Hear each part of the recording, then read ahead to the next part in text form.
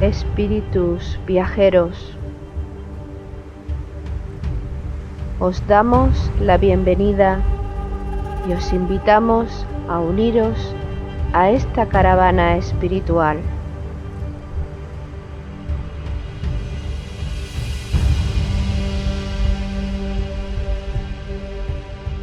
Recorreremos los áridos desiertos de nuestro egoísmo personal.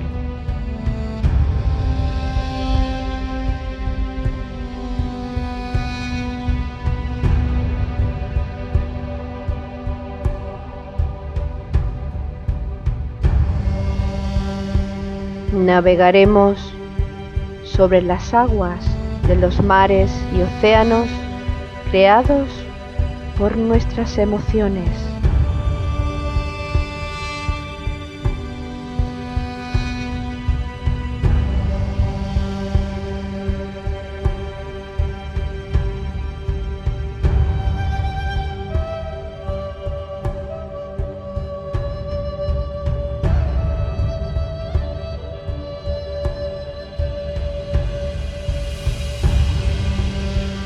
Caminaremos por los fértiles valles de nuestro despertar espiritual.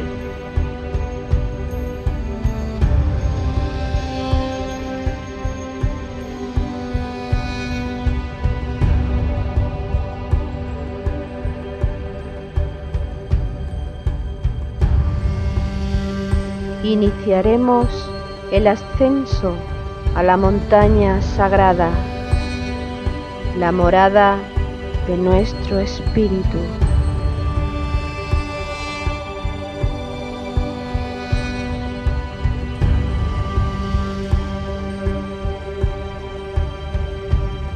Espíritu viajero, si sientes la llamada de tu corazón deseoso, únete a nuestra caravana hacia Shambhala con alegría y gozo.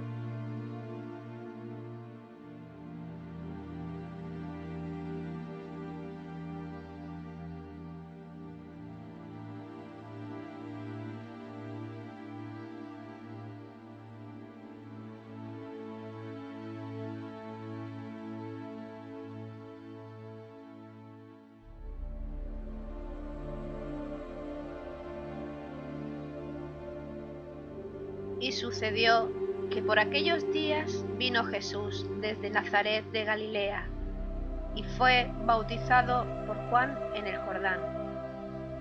En cuanto salió del agua, vio que los cielos se rasgaban y que el Espíritu, en forma de paloma, bajaba a él. Y se oyó una voz que venía de los cielos: Tú eres mi Hijo amado, en ti me complazco.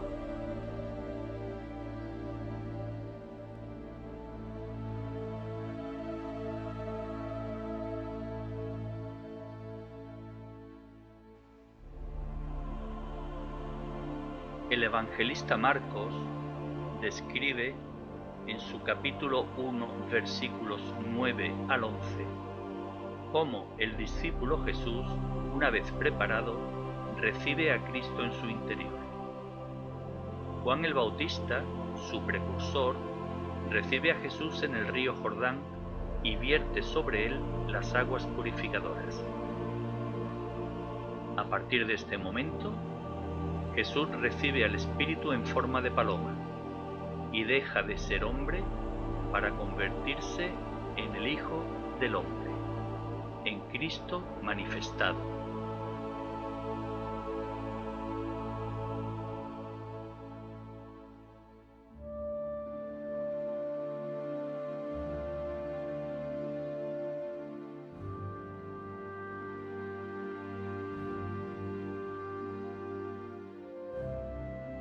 Para que no surjan dudas sobre la verdadera naturaleza del enviado de Dios, se oye la voz de su Padre, que desde los cielos dice al Hijo: Tú eres mi Hijo amado, en ti me complazco.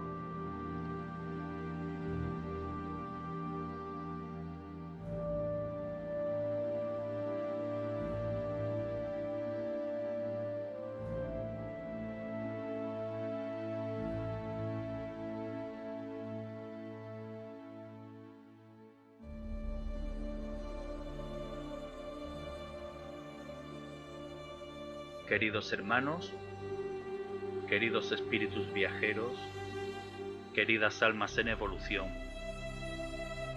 os damos la bienvenida a esta nueva jornada de nuestra caravana hacia Shambhala. Iniciamos la senda de esta nueva jornada en la que iniciaremos una serie para estudiar, describir y analizar la verdadera naturaleza de Cristo, su obra y su mensaje.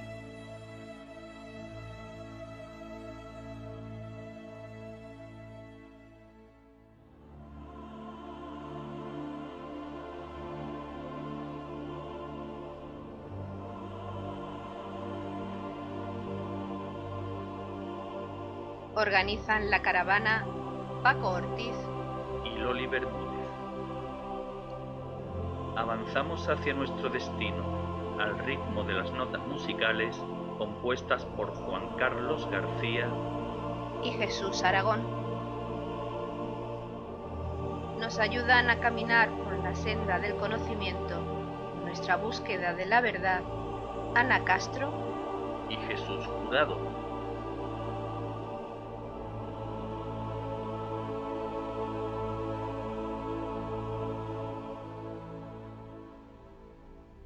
Ana, Jesús, ¿cómo estáis?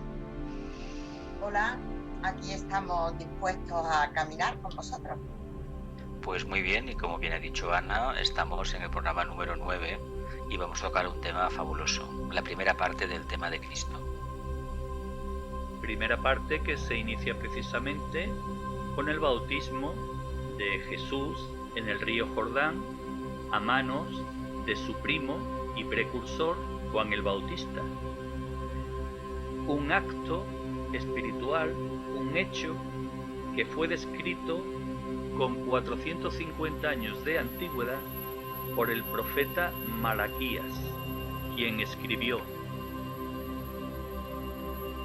He aquí que yo os envío el profeta Elías, antes que venga el día de Yahvé, grande y terrible.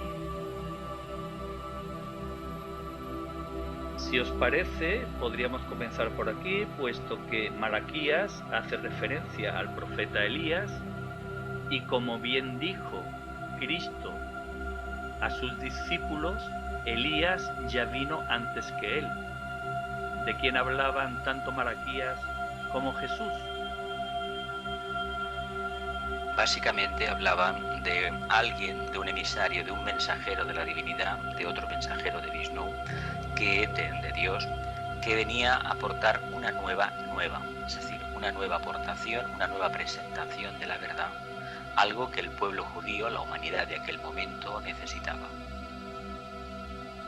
Se trata, por lo tanto, además de un acto espiritual, pero de carácter físico, también de un acto simbólico. Procedamos a analizar este simbolismo del bautismo. En primer lugar, las dos figuras ajenas a Cristo que intervienen en él, que son Juan el Bautista y el Espíritu Santo. En primer lugar, hablemos de Juan el Bautista. Ya hemos visto que Juan es el precursor de la venida de Cristo, es decir, simbólicamente corresponde a la última etapa que nuestra personalidad debe cubrir y que permite, por lo tanto, la incorporación de la energía crística. Esto es muy importante, puesto que es reconocido por el propio Cristo, es reconocido por los propios profetas, y además existe un acto simbólico posterior al bautismo que lo constituye la decapitación del Juan Bautista, momento precisamente en el que Cristo ya hace manifestación pública de su ministerio. Por este motivo es por lo que se dice que Juan es el precursor de Cristo y que por lo tanto es la última etapa que nuestra personalidad debe cubrir antes de que la manifestación de la energía crística se provoque en nosotros. Realmente un gran misterio. Entiendo que hablando de simbología, de mitos y de analogía, podríamos decir que efectivamente el bautismo representa el despertar de nuestra conciencia a la vida espiritual y por tanto el nacimiento de Cristo en nuestros corazones, y que a través de las distintas etapas del camino debemos hacer crecer para que la energía crística se manifieste a través de nosotros. O sea, realmente las enseñanzas espirituales son un entramado absolutamente perfecto que si llegamos a analizar los distintos hechos, los distintos personajes, es un análisis y un proceso complejo y perfecto. Hay que insistir en el tema del despertar crístico o del nacimiento de la conciencia crística o del bautismo, porque no debemos olvidar que si no tenemos un mínimo de conciencia crística desarrollado, va a ser muy difícil que todo lo demás del avatar, del Cristo, del Nazareno, sea comprendido. De hecho, lo que ha diferenciado al cristianismo del resto de presentaciones de la verdad, hay que decir que la filosofía del amor no es exclusiva del cristianismo, ya en los pueblos antiguos ya se tocó este tema, pero esta presentación de hace 2000 años posiblemente sea la más inteligente y la que mejor ha calado a través de los evangelios oficiales y de los apócrifos y de las tradiciones esotéricas, la que mejor ha calado en la ciudadanía, en el sentido de que es una experiencia que está al alcance de todos los seres humanos. Por lo tanto, si los seres humanos practican, desarrollan lo que el Nazareno enseñó, lo que Cristo enseñó, que es la compasión, que básicamente es la identificación con el todo, con la manifestación de Dios en la tierra, tiene el amor. Si realmente los seres humanos tenemos amor que se manifiesta como buena voluntad, evidentemente ese espíritu crístico va a tener una potencia inconcebible, porque hemos de recordar siempre que cuando dos seres humanos, 2 o 3, se reúnen en el nombre de la conciencia crística, allí está el potencial de la conciencia crística. Por este motivo, Jesús, como bien has apuntado, hay que estar preparado, y es en ese momento en el que, según la Escritura, se nos narra que es Jesús quien se presenta ante Juan Bautista para que, a través de la purificación de las aguas, reciba en su seno el Espíritu Santo. Espíritu Santo que representa el segundo aspecto de importancia simbólica y trascendental en este acto del bautismo. Hemos hecho referencia en innumerables ocasiones a la existencia de dos bloques de evangelios, los sinópticos u oficiales y los evangelios apócrifos no reconocidos. Pero sin embargo, en los evangelios apócrifos, que son los no reconocidos, algunos de ellos tienen un gran trasfondo espiritual y simbólico. Es el caso del Evangelio de Tomás y el caso del Evangelio de Felipe. En el caso de este último de Felipe, en su versículo 17, podemos leer lo siguiente. Algunos dicen que María ha concebido por obra del Espíritu Santo. Estos se equivocan, no saben lo que dicen. ¿Cuándo jamás ha concebido de mujer una mujer? María es la Virgen a quien ninguna potencia ha manchado. Es sin duda alguna un versículo que hay que analizar en profundidad, sobre todo en el párrafo en el que menciona preguntándose cuándo jamás ha concebido de mujer una mujer. Algo que parece no tener sentido y sin embargo tiene un sentido de gran trascendencia y profundidad. ¿Qué trata de transmitirnos Felipe? Pues un enigma esotérico, que hay que entenderlo y no va en contra de las creencias que los seguidores del cristianismo pueden tener de ninguna manera. El tema de la pureza no se trata tanto de todo aquello que está relacionado con el sexo, que es lo que utilizan los mamíferos en el planeta Tierra para reproducirse, sino de una cualidad prístina, pura, en su origen, a través de la cual la conciencia se va a desarrollar, fruto del contacto directo del creador con la materia. Claro, este enigma esotérico, que a lo mejor puede parecer muy complicado, en el fondo, cuando se lo analiza bien, uno puede sacar una conclusión bastante llevadera. Cuando el evangelista responde ¿cuándo jamás ha concebido de mujer una mujer?, se estaría refiriendo a algo que esotéricamente a veces cuesta de entender. El Espíritu Santo, en la tradición europea occidental, la cristiana, se asocia a esa cualidad de la materia o de la forma que es capaz de manifestar la conciencia. En el fondo está manifestando a la divinidad. Lo que pasa es que la divinidad que puede manifestar la materia, la forma, estará siempre reducida precisamente por la propia forma. Por lo tanto, lo que se intenta transmitir a los feligreses, a los seguidores de esta enseñanza, es que realmente la concepción no tiene que ver tanto con el tema de esa pureza que ya existía, porque tanto María como José, como la propia alma que iba a encarnar, tenían un nivel muy elevado, y eso es lo que nos debería de quedar. Lo otro, lo que la filosofía esotérica de la Iglesia cristiana ha intentado transmitir, pues bueno, es una presentación que está ahí, se puede coger, se puede seguir, pero entendamos que el aspecto virginidad no tiene mucho que ver con el tema del sexo. Tiene más bien que ver con el arte de pensar correctamente y amar a todo lo manifestado. Por lo tanto, María y José, capítulos que tocamos en anteriores semanas, realmente representaban ese arquetipo. Ana.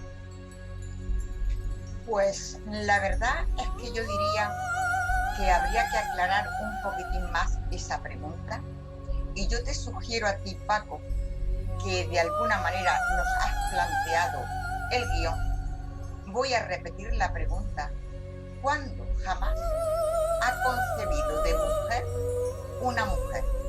Yo aquí no me estoy refiriendo ya al sentido de pureza para concebir, sino a la pregunta en sí de ¿cuándo jamás ha concebido de una mujer una mujer? ¿Qué nos dirías tú de esto, Paco? Pues en programas anteriores hemos hecho referencia al aspecto femenino de Dios. Ese aspecto que en Oriente está simbolizado por la Madre del Mundo, en Occidente por la Madre María, la Madre de Jesús, y que cuando se plantea de una forma no humana, es difícil de comprender si no utilizamos un lenguaje humano. ¿Qué quiero decir con esto? Pues que cuando se habla de la Madre del Mundo, es decir, de ese aspecto creador del universo generador de vida, no solo vida humana, sino vida material, vida planetaria, vida estelar, cualquier manifestación de vida, estamos hablando del Espíritu Santo.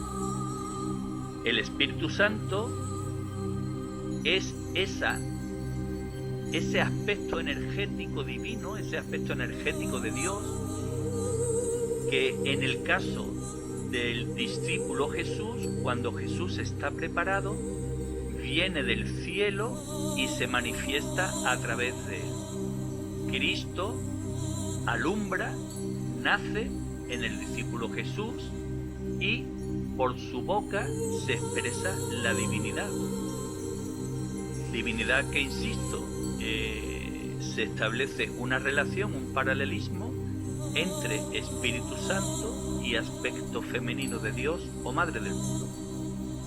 La verdad es que lo que acabas de decir explica aún mejor el tema de la pregunta del profeta Felipe. ¿Cuándo jamás ha concebido una mujer de una mujer? A ver, el aspecto femenino de la creación, en Oriente se le conoce Brahma, es lo manifestado, lo físico, Virgen María, Espíritu Santo, energía de Kundalini, son dos diferentes nombres de las diferentes tradiciones esotéricas. En realidad, lo que hace este aspecto es concebir, manifestar, desarrollar el arquetipo divino del primero, del Padre, de Dios. Pero esto tiene mucho que ver también con algo que a veces olvidamos y que la biología nos ha enseñado a comprender. Sabemos muy bien que por la biología cómo se produce una fecundación de un óvulo. Sabemos que de millones de espermatozoides hay uno solo, el que tiene el propósito de Dios, el de la mónada, del espíritu, que traspasa la barrera y fecunda un óvulo. Ese acto, en realidad, es una forma de explicar esta alegoría del nacimiento del Cristo. Y curiosamente ha sido la biología la que nos lo ha enseñado a través de un microscopio. Y hemos podido verlo. Y es algo maravilloso que de millones haya uno el elegido. Ese espermatozoide, si hacemos una analogía, tiene mucho que ver con este psicodrama, con este gran enigma esotérico y espiritual. Yo entiendo que aquí podríamos hablar un poco de la doctrina de la Trinidad, porque la doctrina de la Trinidad es una de las más profundas y esclarecedoras enseñanzas que con diferentes nombres y formas se encuentran en casi todas las principales religiones del mundo. La trina manifestación del Eterno es la fundamental realidad de toda existencia, que penetra en toda singular manifestación de vida y forma, tanto en el mundo externo como en el interno. Son espléndidas realidades los dogmas teológicos que dejan reducido a una teoría insondable. La sabiduría eterna nos permite apagar la sed espiritual en las aguas vivas de la verdad, mientras que la teología se limita a retener y a adorar los vacíos vasos en que en otro tiempo recibió el hombre las aguas vivas de la verdad. Aun entre los espiritualistas, para quienes la Divina Trinidad es mucho más real que para la mayoría de los fieles de las distintas religiones, se nota casi un general descuido acerca de la persona de la Trinidad. La tercera persona, bueno, vamos a hacer referencia a la Trinidad al completo, puesto que hemos hecho referencia al Espíritu Santo, que la analogía es los tres aspectos de la divinidad, los tres primeros aspectos de la divinidad. El primero, voluntad y poder, que es el Padre. El segundo, amor, sabiduría, que es el alma. Y el tercero, inteligencia activa, que es el Espíritu Santo. Quiere decir que efectivamente el Espíritu Santo es la actividad inteligente manifestándose. Luego, es de una importancia vital el Espíritu Santo cuando se dice que María concibió por obra y gracia del Espíritu Santo. Efectivamente es la actividad inteligente manifestándose en la creación de ese avatar que es Cristo. Aquí también podemos hablar del fuego creador, que a muchos les parece casi un sacrilegio el solo intento de comprender algo de la naturaleza de la deidad. En la religión católica, que es la que yo más conozco, hablábamos de la Trinidad como un misterio que jamás se podría comprender. No es que digamos que lo podemos comprender con facilidad, pero sí que tenemos que saber que como esos hijos de Dios que somos, esos seres en esencia divinos, sí que podemos acercarnos a esos misterios en la medida que vamos evolucionando. En definitiva, el Espíritu Santo hace aparición cuando el ser humano está preparado. Por eso el evangelista Tomás, evangelio apócrifo, del que también hemos hablado, que es sin duda, posiblemente, junto con Felipe, el más esotérico de todos, en su versículo 44 escribe: Dijo Jesús: a quien insulte al Padre, se le perdonará, y a quien insulte al Hijo, también se le perdonará. Pero quien insulte al Espíritu Santo, no encontrará perdón, ni en la tierra, ni en el cielo. Es curioso la distinción que hace respecto al insulto. Si insultamos al Padre e incluso al Hijo, podemos recibir el perdón, pero no así al Espíritu Santo. Es casi como si nos diese a entender que insultar al Padre y al Hijo, al fin y al cabo, es un acto de ignorancia por parte del ser humano, ignorancia que puede ser corregida con el curso de vidas, evidentemente, pero en cambio la negación del Espíritu Santo significa cerrar la puerta a que se pueda manifestar en nosotros. En definitiva, cerrar la posibilidad y el destino que cada ser humano tiene de poder manifestar y poder recibir la energía crística en él. Es que no debemos olvidar que sin forma, sin materia, no podremos manifestar nunca la conciencia. Por lo tanto, negar la validez de la forma física, emocional, mental concreta, negar la posibilidad de crecer internamente a través de una doctrina determinada basada en un conocimiento, en una información, en unos supuestos libros sagrados o no, de tradiciones esotéricas o religiosas, impediría precisamente llegar a la casa del Padre. Si realmente queremos vivir el papel del Hijo, es decir, el papel equidistante entre el mundo de la materia, que todo lo que nos rodea es materia, no nos engañemos, y lo que es la casa del Padre, que sería el arquetipo que trata tímidamente de manifestar la materia, no tenemos más remedio que reconocer el valor de la materia, y la obligación que tenemos es sublimarla, espiritualizarla. De ahí que la enseñanza del Espíritu Santo tal vez no haya sido del todo captada. A veces se ha presentado con toques mágicos.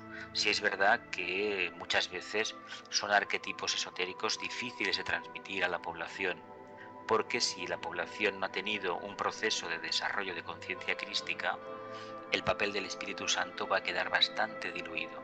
Se convertirá en una simple creencia, no en un acto de conocimiento. Pues sigamos avanzando en el simbolismo del bautismo. Hemos reflexionado sobre lo que en este acto del bautismo de Jesús supuso Juan Bautista.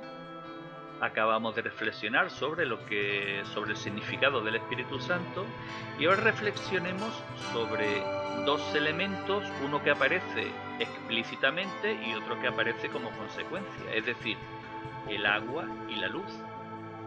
El agua es la que, vertida desde arriba hacia abajo, purifica al discípulo y hace posible que en él penetre la luz en forma de Espíritu Santo. Esto realmente tiene gran simbolismo, puesto que el agua está relacionado con las emociones y parece indicar que debemos purificar nuestras emociones, sobre todo las de carácter inferior, para tener aspiraciones hacia lo superior, y a partir de este momento, en función del grado de aspiración que tengamos, recibiremos luz, que al fin y al cabo es fuego. Es que es importante que sepamos o que intuyamos de alguna manera los simbolismos de las distintas palabras, de las distintas imágenes, etc.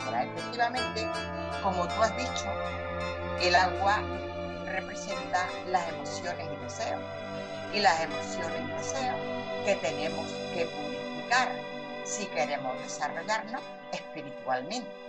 Cuando esas emociones y deseos se trascienden, se elevan, digamos que las vamos transformando en amor, estamos acercándonos al Espíritu, al fuego creador.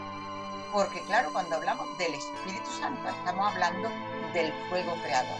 Y nosotros cuando hemos trascendido las emociones, nos acercamos a la mente y trascendemos nuestra mente concreta para acercarnos o para unirnos con la mente abstracta, estamos acercándonos al fuego. Y por eso espiritualmente hablando solemos decir mucho cuidado porque estamos tratando con fuego. Yo creo que en la mayoría de los casos ni siquiera sabemos lo que estamos diciendo, pero es bueno que vayamos captando algunas ideas. Hay que decir que estas aguas que vienen de lo alto en realidad se refieren a ese chakra superior que todos tenemos en la cima de la cabeza, donde está la glándula pineal, el centro coronario, que en un momento determinado puede emanar esa energía que viene precisamente del espacio, viene del propio Logos, y que junto a la energía del planeta Tierra, que sube precisamente por el caduceo de Mercurio, por la columna vertebral, cuando llega arriba, realmente, cuando hemos hecho todo el proceso de purificación y los chakras realmente trabajan correctamente, nos convertimos en ese ser que ha sido verdaderamente bautizado. Ahora bien, la primera ceremonia que conocemos del bautismo es precisamente el despertar crístico. Cuando realmente los centros de energía de la cabeza actúen de esa manera tan coordinada, querrá decir que hemos tenido precisamente un bautismo superior. Pero el primero, el desarrollo del corazón, es completamente necesario. Para concluir con el tema del bautismo, podríamos hacer una pequeña alusión a lo que Enrique Job Cavallet menciona en su libro Interpretación esotérica de los Evangelios. Él hace referencia precisamente a este simbolismo del que estamos hablando y hace especial hincapié en que lo importante no es el acto físico que se realiza, sino realmente el mensaje simbólico. ¿Por qué? Pues porque el Padre físico en la tierra es precisamente el reflejo del Padre espiritual. Consecuencia de ello, lo que realmente tiene importancia y lo que posiblemente se debería de hacer es que fuese el Padre físico quien bautizase a su hijo, a su recién nacido. Claro, esta reflexión a mí me ha hecho recordar un hecho que ocurrió antes de que yo naciese y que posiblemente se ha producido en el seno de muchas familias. Mi predecesor, mi hermano primogénito, vino al mundo y cuando tenía aproximadamente un mes de vida, contrajo una neumonía y falleció. Y fue mi tío, en este caso su padrino, quien deprisa y corriendo, siendo conocedor o intuyendo el desenlace final que iba a tener mi hermano, quien lo bautizó. Evidentemente él no lo hizo porque tuviese conocimiento de este simbolismo, sino por la tradición antigua de que un niño, si no estaba bautizado, no podía ser enterrado. Pero no deja de ser un acto simbólico que desde el conocimiento nos hace reflexionar sobre la importancia no del acto, sino del trasfondo simbólico. Y como bien he repetido anteriormente, es una situación que se ha producido en muchas familias. Pero yo creo que independientemente del símbolo tradicional del bautismo, que me imagino que será en la mayoría de las religiones, en lo que deberíamos profundizar desde el punto de vista espiritual es que ese bautismo, ese despertar a la vida espiritual, que representa que Cristo nazca y crezca en nuestros corazones, realmente es algo interno. Y claro, si es algo interno, quiere decir que nosotros no accedemos al bautismo siendo unos bebés, sino que cuando ya, digamos, que de alguna manera pensamos por nosotros mismos, elegimos, decidimos, etcétera, es cuando podemos despertar a esa vida espiritual y a ese nacimiento y crecimiento de Cristo en nuestros corazones. Pues si os parece, para poner punto y final a este acto fundamental en la vida de un discípulo, el bautizo, para poder recibir al Espíritu Santo y poder manifestar la divinidad en nosotros, escuchemos lo que en el versículo 81 escribe el evangelista Tomás. Jesús manifestó su gloria en el Jordán, la plenitud del reino de los cielos que preexistía al todo. Nació allí de nuevo. El que antes había sido ungido fue ungido de nuevo. El que había sido redimido, redimió a su vez.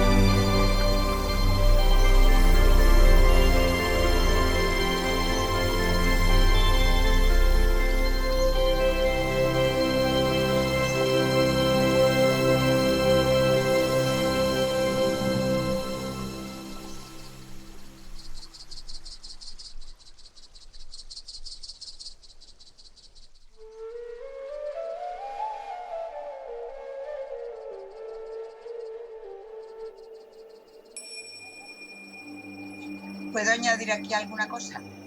Claro. En relación con lo que he mencionado antes, de que realmente el bautismo, nacimiento de Cristo en nuestros corazones, en el bautismo de Jesús se ve palpable cómo Jesús recibió ese bautismo, recibió al Espíritu Santo a los 30 años y lo recibió como una tercera iniciación, lo cual quiere decir que efectivamente el nacimiento de Cristo en nuestros corazones es cuando nosotros hemos despertado a la vida espiritual y queremos y nos comprometemos a ser Cristo viviente. Entiendo yo. Avancemos en la historia. Inmediatamente después de recibir el bautismo, Jesús marcha al desierto. Y en el desierto es visitado por su antagónico, Satanás, y él lo tienta 3 veces. Este pasaje es descrito por los 3 evangelistas sinópticos, Mateo, Marcos y Lucas.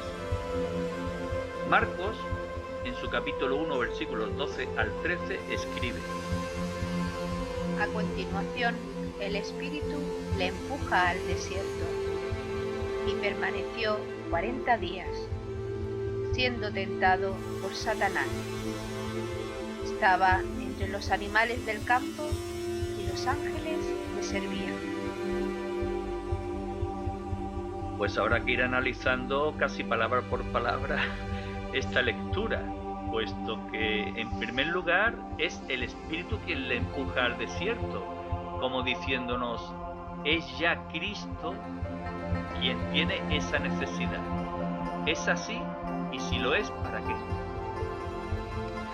Precisamente los periodos de retiro en los discípulos tienen todos aquellos que buscan la esencia de las diferentes tradiciones esotéricas del mundo, religiosas o espirituales, tienen la cualidad de que lo que se busca es, a través de una renuncia al mundo de la forma, se busca acercarse lo más profundo que se pueda en ese momento. Generalmente estos periodos de retiro, de los 40 días, 40 noches, como se le quiera denominar, porque a fin de cuentas 40 y 40 sale 8, 8 es el número del eterno retorno, del Cristo, el de estar continuamente actuando a través de la rueda de Samsara, encarnaciones y encarnaciones. Lo que se nos dice es que gracias a esos periodos de silencio se puede extraer un auténtico contacto precisamente con lo más elevado, ya sea con el Padre, con la mónada, con la chispa divina, el Espíritu, tanto da. Pero lo importante es que gracias a esos retiros se puede hacer una catarsis tremenda, porque aquí se habla de 40 días de ayuno. En realidad estos 40 días habría que ver en qué consisten. Y también habría que entender una cosa, a lo mejor en el caso de él, posiblemente él sabía lo que tenía que hacer en esos 40 días. Pero a lo mejor no todo el mundo sabe lo que tiene que hacer en un periodo de retiro de 40 días. Y cuando se habla de ayuno, no lo debemos circunscribir estrictamente a la ingestión de alimento, sino 40 días apartado de todo aquello que el mundo de la forma, de la personalidad gusta, apartado de esas emociones que nos llaman la atención, de ese ansia de conocimiento, de esos alimentos que creemos que nos van a ayudar, sino 40 días a solas con lo más elevado que uno tiene, que uno es. Por eso marcha al desierto, como dándonos a entender que hay que cultivar una tierra virgen que deberá florecer. De ahí precisamente el término de desierto, ¿no? Porque todos sabemos que es un espacio en el que actualmente en la tierra es donde se puede de alguna forma experimentar la soledad, aislado prácticamente de las contaminaciones, tanto de carácter atmosférico como de carácter psíquico. Es ese lugar en el que podemos contemplar en toda su grandeza y en toda plenitud el universo. No deja de ser simbólico, pero también aplicándolo al terreno práctico tiene coherencia. Yo diría también que aquí se manifiesta, o sea, indiscutiblemente los textos sagrados en su gran parte son simbolismos de los que tenemos que aprender y extraer la enseñanza que debemos practicar o que debemos asumir. Y entonces yo creo que aquí se nos está manifestando la dualidad. Jesús ya había encarnado en su ser a la energía crística y nosotros ya sabemos los que pisamos el terreno espiritual. Y yo creo que no importa que lo digamos, porque nosotros no pretendemos conquistar a nadie para ninguna fila, sino que cada cual libremente ponga el pie en el camino o deje de ponerlo. Aquí no pretendemos en absoluto crear adeptos, pero nosotros sí que sabemos que cuando voluntariamente entramos en el sendero espiritual. El karma se precipita. ¿Qué quiere decir esto? Que se nos manifiesta todas esas cargas que hemos ido arrastrando vida tras vida y que tenemos que purificar. Y entonces en esas cargas que se nos manifiestan, esas penalidades que tenemos que superar, pues ahí entra la dualidad, lo que la personalidad me está pidiendo, que es deshacerme de todo eso, lo que el alma me está pidiendo, que es purificar y superar todos esos obstáculos para seguir caminando. Habría que remarcar también que la palabra desierto puede significar perfectamente ausencia de mundo emocional, ausencia de agua. Si hemos tenido la oportunidad de conocer un desierto en este planeta Tierra maravilloso y de conocer una selva, nos daremos cuenta que son dos expresiones de las dos caras de la misma moneda, que es la propia vida en el planeta Tierra. Los desiertos llaman la atención porque precisamente esa ausencia de humedad, de agua, indica que un fuego poderosísimo acabó desintegrando las formas de vida. Hay una forma de vida oculta, débica, angélica, que no la vemos, pero llama la atención esa soledad, y eso es una prueba iniciática en el fondo. Es aislarse del mundo emocional, el conocido, y entrar en una puerta dimensional nueva. De ahí que sea tan recurrente en muchas filosofías el retiro al desierto, es decir, alejarse del mundanal ruido, es decir, allí donde uno está cara a cara con lo más elevado que es.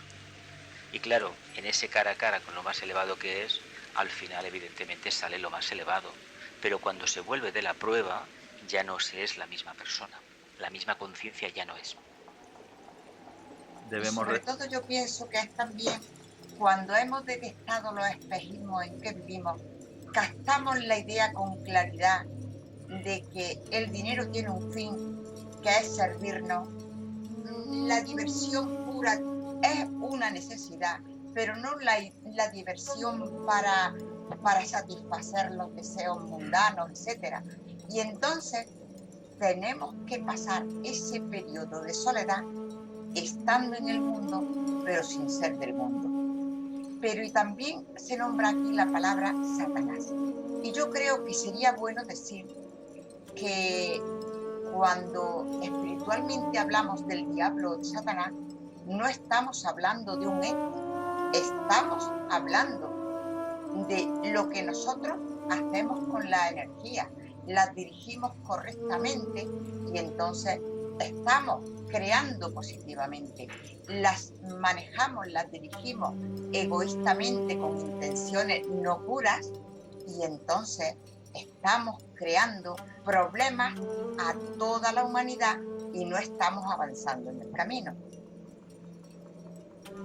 El simbolismo nos ha enseñado que hay que retirarse al desierto para desarrollar en nosotros un proceso purificador y se establece una fecha simbólica a la que tú, Jesús, has dado una explicación, pero que, como todo simbolismo, puede tener varias. Otra explicación podría ser que 40 es el producto de multiplicar 4 por 10. Exacto. 4 es el número que simbólicamente representa la materia y 10 es el número que simbólicamente representa la totalidad, puesto que el 0 es, efectivamente, el 0 es un círculo y en su centro u origen un punto, el 1. Bien, pues multiplicar 4 por 10, es decir, la materia por el todo, para que dé resultado 40, se podría entender también como la fusión de la materia en el todo, es decir, como la manifestación crística en el ser humano. La espiritualización de la materia. Efectivamente. Y como estamos hablando de números y todo tiene una explicación o un trasfondo, ¿por qué 3 tentaciones y no 4, 5 o 10? Venga, pues habla, Paco. Bueno, vamos a ir haciéndolo intentando desgranar este misterio apoyándonos en las lecturas sinópticas. En este caso, en el evangelista Mateo, su capítulo 4, versículo 3.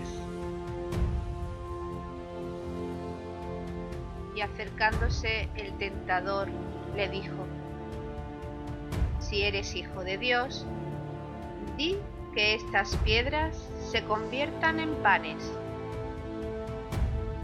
Cristo se vio un poco sorprendido aparentemente por esta tentación, pero como ya era Dios manifestado, le respondió: No solo de pan vive el hombre, sino de toda palabra que sale de la boca de Dios.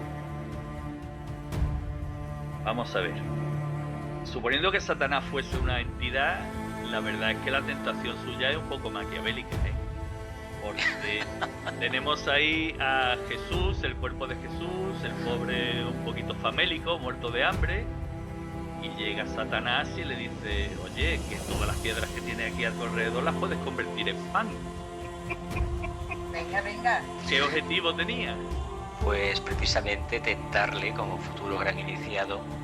No olvidemos que cada iniciación, cada despertar grande de conciencia da unos siris, unos poderes, unas capacidades de hacer, de materializar comida si se tercia, si fuera necesario. Ahora, nunca para uno mismo, ¿eh? Nunca se puede comer de algo que uno ha materializado. Eso no se puede hacer. Pero lo que le da la respuesta más interesante es: no solo de pan vive el hombre, sino de toda palabra que sale de la boca de Dios.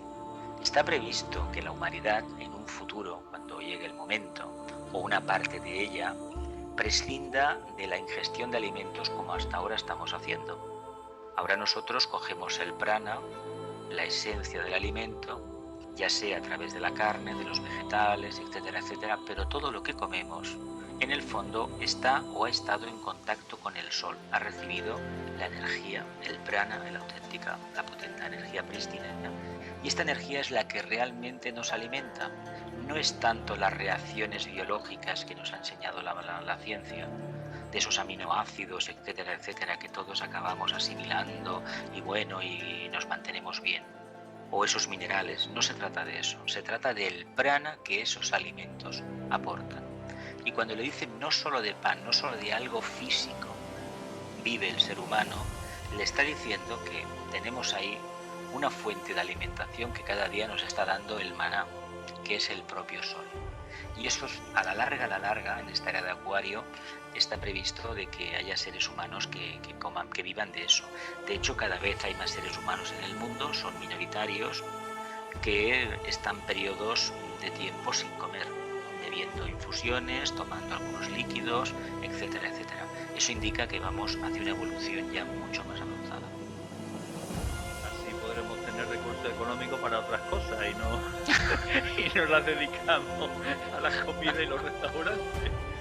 Es por poner un poco de distensión. Los pies en tierra, Eso sí. es. Bueno, pero fijémonos en una cosa, que estas tentaciones también nos están diciendo cómo los poderes psíquicos, los poderes del alma, no los tenemos que usar con egoísmo personal, sino, como ha dicho Jesús, para el bien común. Yo sé que puedo hacer esto, pero yo me olvido de mí mismo. pues como con la primera tentación, que iba dirigida al cuerpo físico de Jesús, no pudo, no dio resultado, subió un peldaño el diablo, Satanás, Lucifer, como queramos llamarlo, en su propósito maquiavélico de desviar a Cristo de su plan. ¿Qué es lo que hizo? Pues se llevó a Cristo a la ciudad santa, Jerusalén, lo llevó al templo, al gran templo, y lo subió a la zona más alta. Lo situó allí en el alero. Lógicamente el templo estaría lleno de judíos, y no se le ocurre otra cosa que proponerle: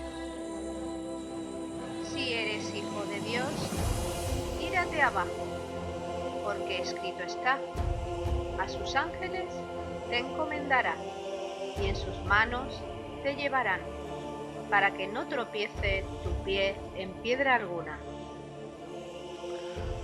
Hay que decir que aquí hay un gran sarcasmo a la hora de tentar a una tentación, porque fijaos desde dónde pretende el diablo que el iniciado, el nazareno, se tire, desde el alero del templo. Es decir, el templo es una forma simbólica de representar al vehículo causal, el vehículo donde la conciencia crística se desarrolla. Claro, aquí estamos hablando de un misterio elevado, un misterio que muchas veces no tenemos palabras para explicar, qué es esa chispa del corazón que realmente nos mantiene a los humanos en un planeta que se puede vivir de una manera muy cómoda, muy fraternal, hay que reconocerlo siempre. Pero es curioso cómo se le produce esa tentación para ver hasta dónde este futuro gran iniciado es capaz de llegar. Y la respuesta es clarísima: no tentarás al Señor tu Dios, porque pretender tirarlo desde la cima del templo indicaría, en un lenguaje sencillo, que él, este iniciado, está renegando, renunciando a todo lo que la tradición esotérica de la humanidad nos ha aportado. Claro, él no puede cometer semejante sacrilegio. Y la respuesta es muy enjundiosa: no tentarás al Señor tu Dios. No nos pongamos nunca a tentar el destino, por muy buen destino, muy buen karma que tengamos, porque no sabemos lo que puede llegar a pasar. Y siguiendo además la línea de no utilizar los poderes en beneficio propio, si Jesús, Cristo, hubiese accedido a esta tentación, de alguna forma habría realizado una ostentación pública de sus poderes para vanagloria personal, lo que está en total disonancia con el verdadero objetivo y el verdadero camino que debe de seguir. Pues como los dos intentos anteriores no dieron resultado, él insistía R que R. Escribe Mateo en su capítulo 4, versículos 8 al 12, lo siguiente. Todavía le lleva consigo el diablo a un monte muy alto. Le muestra todos los reinos del mundo y su gloria, y le dice: todo esto te daré si postrándote me adoras. En este caso, Cristo, en su respuesta, muestra indignación. En la primera tentación, la respuesta de Cristo era: bueno, no vayas por ahí, que por ahí no es el camino. Le da como una enseñanza espiritual. En la segunda tentación, cuando dice no tentarás al Señor tu Dios, además de la enseñanza espiritual, ya muestra firmeza y cierto grado de enfado. En cambio, en este caso, la respuesta es taxativa. Apártate, Satanás, porque está escrito: al Señor tu Dios adorarás y solo a Él darás culto.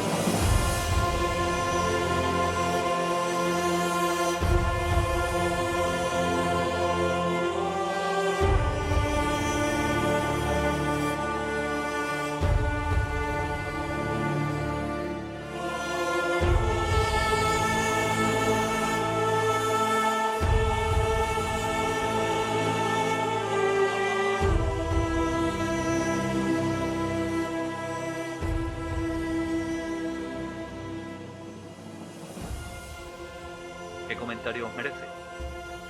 Pues una enseñanza que la vemos cuando nos corresponde verla. Saber a lo que hemos venido, por qué estamos aquí y cuál es el camino que tenemos que seguir. Y ese camino indiscutiblemente nos lo enseñó Cristo. Es curioso porque aquí volvemos a lo de antes. Primeramente le hace una pregunta, tiene piedras, le dice que las convierta en pan, luego lo sube encima del templo para ver si reniega de todo lo que ha aprendido, y ahora lo lleva a la cima de una montaña, de un monte alto. El monte alto esotéricamente representaría el mito de Capricornio, la tercera iniciación, y le está diciendo que bueno, que le adore a la parte oscura que ya ha transmutado, que le adore. Y el otro le dice directamente: apártate, porque está escrito que al Señor tu Dios adorarás y solo a Él darás culto. A ver, son pruebas que nos parecen desde fuera, pues a lo mejor a veces chocantes, ¿no? La terminología, o como muy claras y muy contundentes. Pero pensemos que en algún momento de nuestra evolución estas tres pruebas vamos a pasarlas. Son diferentes iniciaciones, diferentes formas de entender la expansión de conciencia, y estemos muy preparados, porque con una preguntita de estas tan sencilla seguramente que nos equivocaremos, fracasaremos y tendremos que reiniciar el camino. Eso mismo iba a decir yo, que creo que tenemos esas tentaciones continuamente en nuestro camino. Porque con los alimentos es pues la tentación de todos los apetitos. Luego después cuando lo sube en lo alto del templo es a quien no se le ha pasado en un momento de desesperación de tirarse por algún lado y quitarse de en medio. Y en la parte de lo del culto, ¿cuántas veces no estamos tentados a adorar lo que verdaderamente no hay que adorar? Pero son las pruebas que tenemos que ir pasando, y cada vez que avanzamos las pruebas son más sutiles y tenemos que tener mucho más cuidado. Es que la amplitud de la conciencia trae aparejado pruebas que los demás pues no pueden ver, y nosotros sí. De hecho, una de las más complicadas va a ser esta última, esta tercera prueba de que el demonio, la parte oscura nuestra, nos tienta, dándonos cuenta que todo lo que está a nuestro alrededor pues prácticamente es nuestro, y en realidad no lo es. Es fruto del Creador. Nosotros hemos tenido la potestad de poder captar una parte de esa gran verdad. Pero aquí en esta tercera prueba, la tercera tentación, se puede resumir el acierto y el fracaso de todos nosotros. En el momento en que nuestra conciencia la abocamos a la satisfacción material, incluso a un gran ideal como la fraternidad, la espiritualidad o una religión organizada, y no vivimos internamente ese arquetipo que predicamos, en lugar de estar sirviendo a la divinidad, a Dios, estamos sirviendo a Satanás, a la parte oscura nuestra. Y esto hay que decirlo, que lo realiza una grandísima parte de la humanidad, incluso nosotros mismos. ¿Por qué? Porque es muy difícil discernir en un momento determinado dónde está el aspecto superior, el aspecto Dios, y dónde está este aspecto inferior o satánico. Exacto, y además es que no nos damos cuenta. Exacto. En el día a día, cuando avanzamos espiritualmente, esta tercera tentación se podría identificar de alguna forma cuando un ser que se considera espiritual se considera precisamente superior a los demás. Ahí está sirviendo a su parte oscura. Pues como Satanás no pudo desviar a Cristo de su propósito, lo deja tranquilo, y entonces ya los ángeles del Señor comienzan a servirle. Lo acompañan en todo momento, y el siguiente hecho trascendente que Cristo experimenta es la elección de los 12 apóstoles. Volvemos nuevamente con las cifras, 12, no pueden ser 15 ni 18, tienen que ser 12. ¿Por qué? Por los 12 pétalos del corazón, según la tradición oriental, por las 12 tribus de Israel, según la occidental, por los 12 trabajos de Hércules, por las 12 constelaciones que conforman el zodíaco desde tiempos inmemoriales, de las 88 que hay en este brazo de Orión, de la galaxia, la Vía Láctea, y básicamente yo prefiero la opción de los 12 pétalos del corazón, las 12 oberturas que tiene. Pero claro, el 12 es un número interesante porque en el fondo es actividad, se reduce a 3 y y esa actividad y adaptabilidad. Y con el maestro da 4. Y 4, que lo hemos tocado antes, es un número maravilloso. Nos habla de la armonía, del perfecto equilibrio, del cumplimiento del propósito del divino en la tierra, pero sin renunciar al conflicto. El conflicto existe, pero se vivencia de forma equilibrada. También ese 12 es el número sobre el que se estructura la vida diaria. 12 son los meses del año. Exacto. O lo que es lo mismo. El día son 2 periodos de 12 horas. Claro. Y también zodiacalmente el 12 de alguna forma establece la relación que existe entre las constelaciones y la posición del Sol, ¿no? Exacto. Y según el zodíaco, estas posiciones influyen o marcan de alguna forma el carácter humano. Exacto. Entonces 12 apóstoles podría significar todo el abanico de posibilidades que la personalidad humana puede desarrollar. Y toda la lentitud y pruebas que tenemos que ir superando. De hecho son cuatro hileras, y cada hilera presenta un pétalo de conocimiento, de amor y de sacrificio, que es voluntad al bien, el sacrificio. Esto lo multiplicamos, son 4 hileras, lo multiplicamos por 3.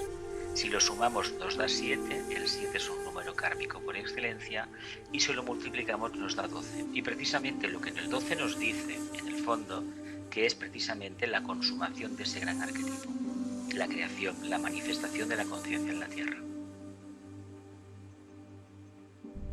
Esta elección de los 12 apóstoles, yo sinceramente, por desconocimiento, puesto que había leído lo justo las escrituras, al igual que ahora lo tengo que decir públicamente, que he leído lo justo, lo que me interesa en cada momento, pues yo pensaba que se habían elegido todos al mismo tiempo, y sin embargo no fue así, porque tal y como se lee en las escrituras, Cristo eligió en primer lugar a 4 apóstoles, Andrés, Pedro, Santiago y Juan. Y además, curiosamente, estos 4 apóstoles eran hermanos 2 a 2, es decir, Andrés y Pedro eran hermanos y Juan y Santiago eran hermanos, puesto que, como se suele decir, Cristo no daba puntadas sin hilo, alguna explicación deberá de tener esto.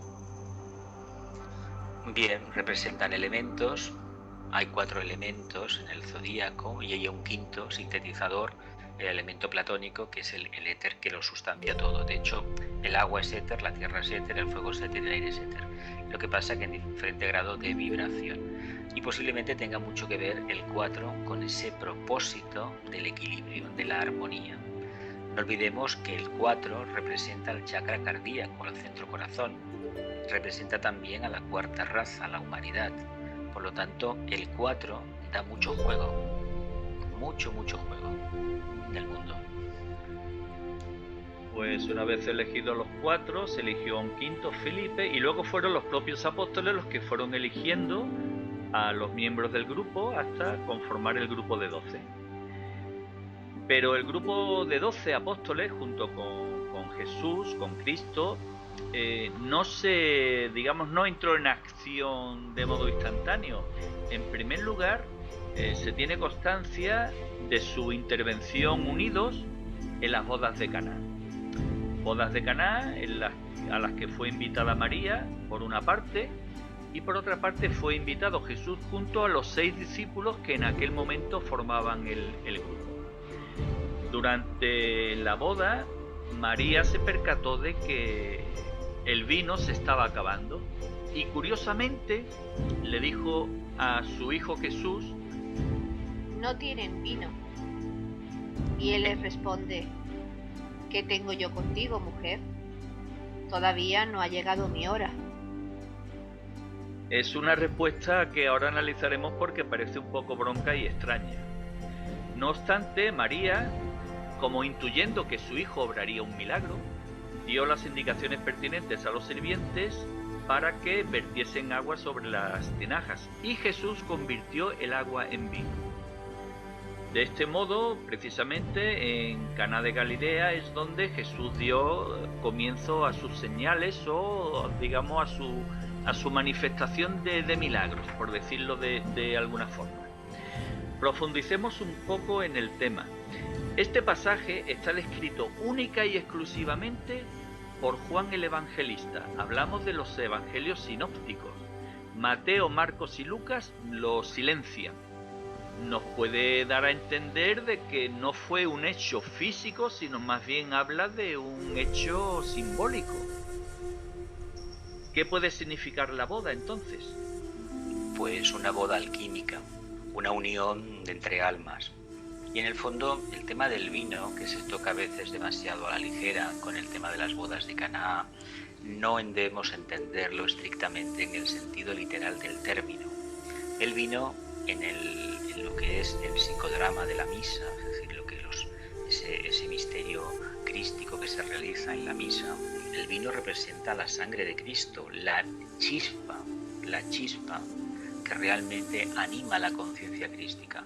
Pero es una palabra que se asocia a ese estado, porque básicamente el conocimiento superior, cuando no se asimila, y el conocimiento crístico es de un hondo calado esotérico, cuando no se asimila, provoca embriaguez, es decir, la confusión que genera un exceso de una información que no estamos preparados para asimilar, nos provoca un estado de alteración de conciencia similar a lo que provoca la embriaguez cuando se consume vino, por ejemplo.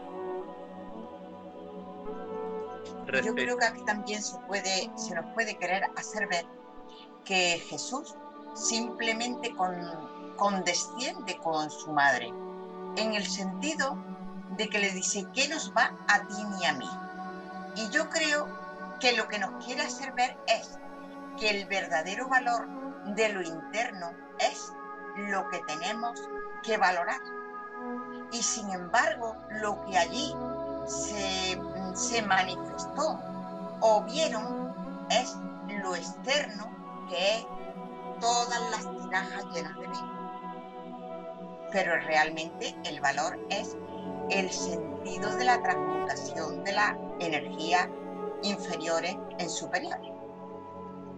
Enlazando con lo que comenta Sana, Kabalev establece una explicación simbólica que va un poco en ese sentido, ¿no? En el sentido de la boda alquímica, como bien ha señalado Jesús, y en el sentido de el por qué Cristo le tiene esa respuesta de alguna forma tan arisca a su madre. ¿Qué tengo yo contigo, mujer? Todavía no ha llegado mi hora.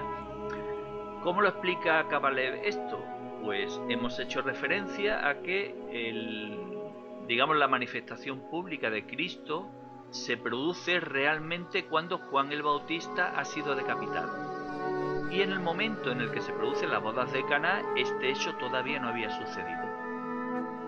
Parece como si de alguna forma con esta respuesta Cristo tratase de darle a entender dos aspectos. En primer lugar, el que él quería realizar su labor de difusión del reino del Padre solo desde su palabra y desde su ejemplo. No quería apoyarse en los milagros, al igual que tantos otros discípulos han realizado a lo largo de su obra. No han querido hacer uso de los milagros, es decir, de los poderes.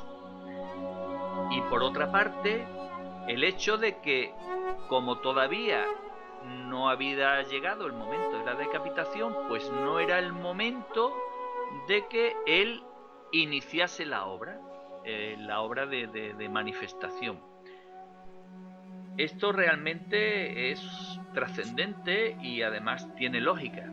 Tiene lógica porque la situación anímica que debió producir esta respuesta de su hijo en María, su madre, debió ser de dolor de alguna forma o de desprecio, puesto que fue ella quien le incitó a realizar el milagro.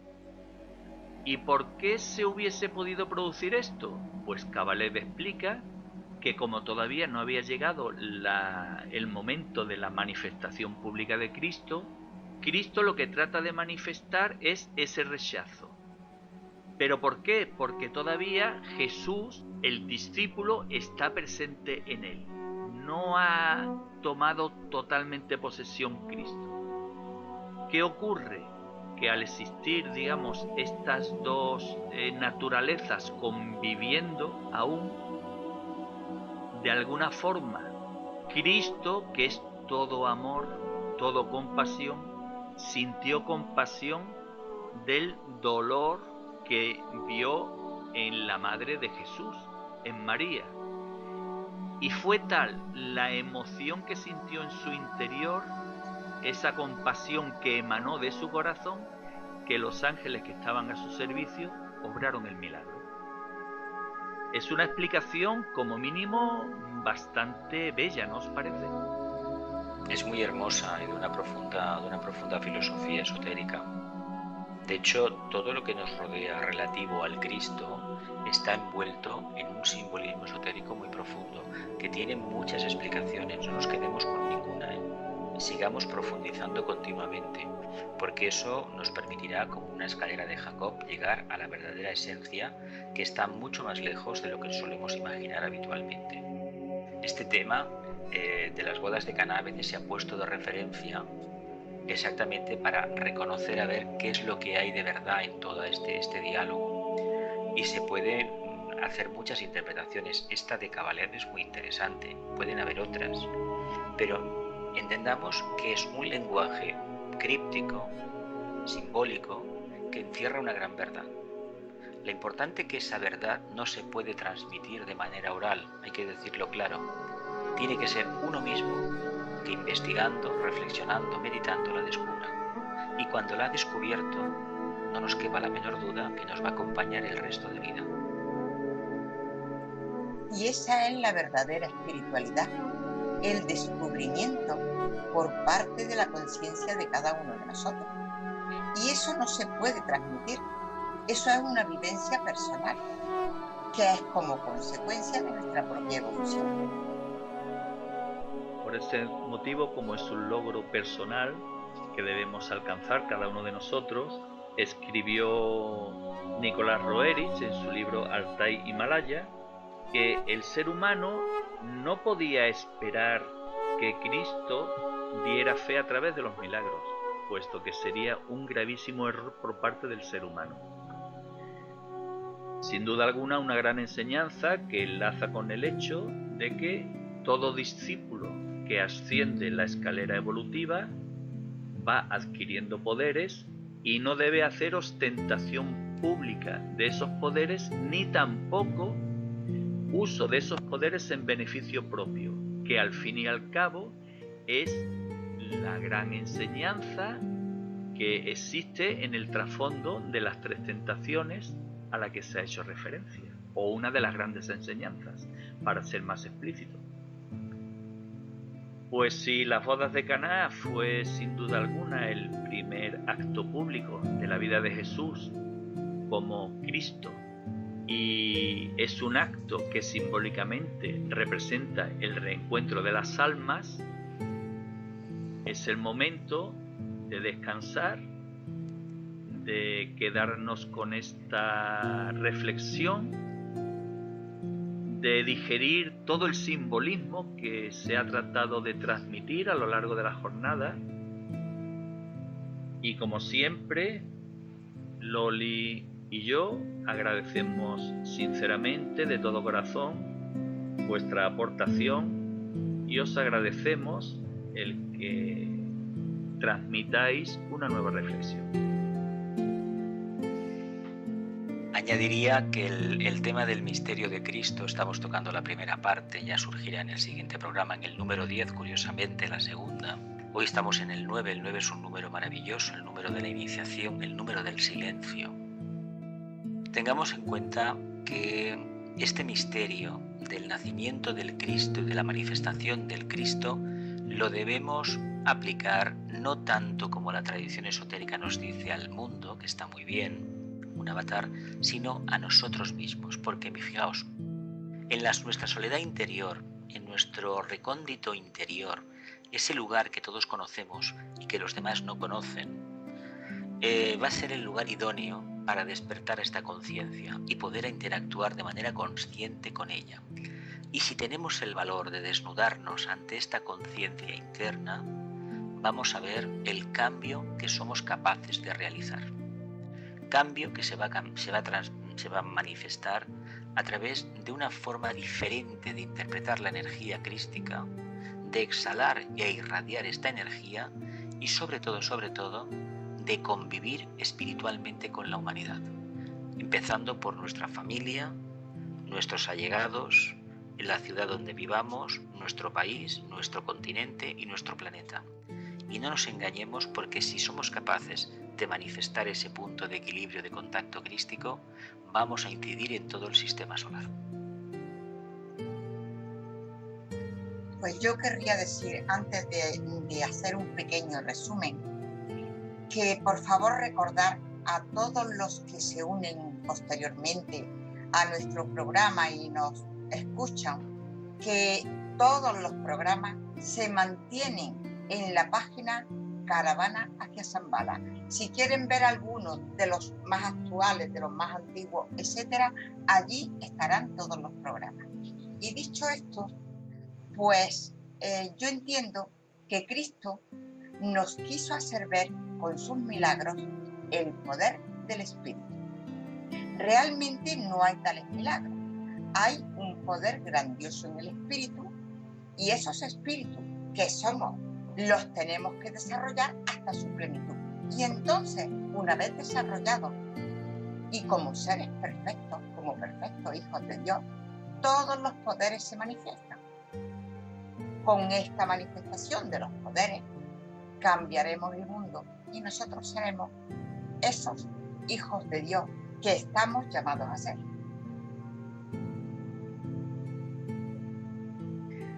Yo me uno a los pensamientos de nuestros queridos Jesús y nuestra querida Ana. Los dos son magníficos en su expresión. Me uno a Jesús en el sentido de que vivamos la vida crística, que nos demos cuenta, que seamos conscientes de que estamos nosotros siendo tentados continuamente. Y me uno a Ana también en su magnífica idea de inventar la página de Caravana hacia Shambhala, donde tenemos los programas, y además también ahora recientemente se va a poner los textos que se leen aquí para que quien quiera preguntar o quiera exponer algo lo haga.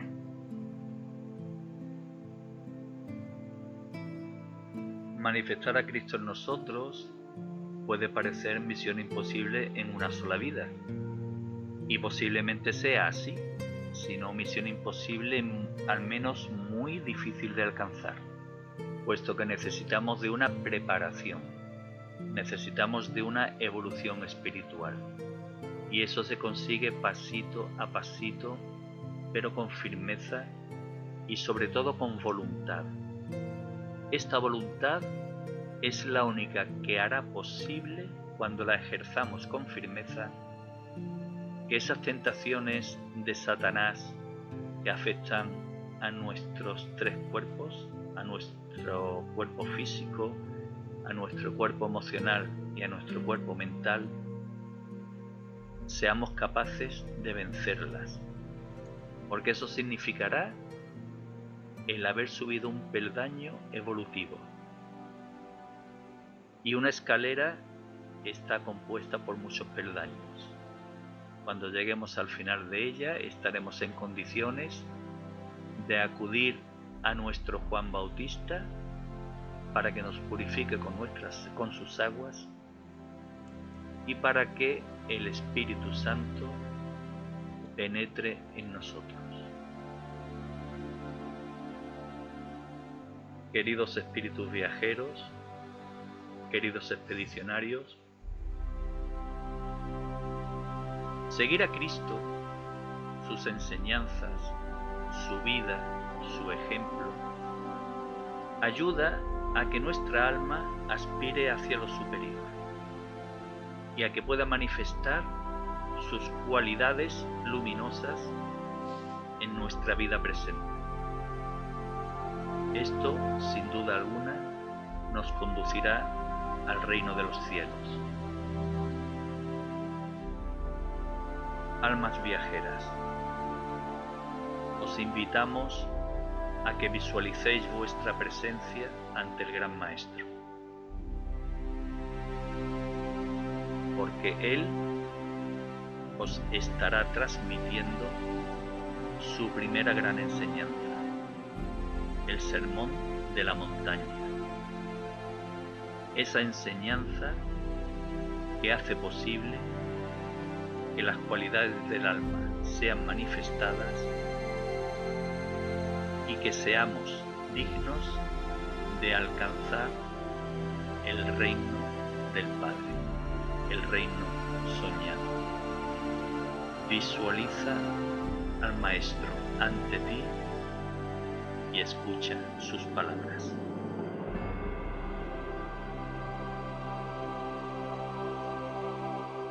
Bienaventurados los pobres de espíritu, porque de ellos es el reino de los cielos. Bienaventurados los mansos, porque ellos poseerán en herencia la tierra. Bienaventurados los que lloran, porque ellos serán consolados. Bienaventurados los que tienen hambre y sed de justicia, porque ellos serán saciados. Bienaventurados los misericordiosos, porque ellos alcanzarán misericordia.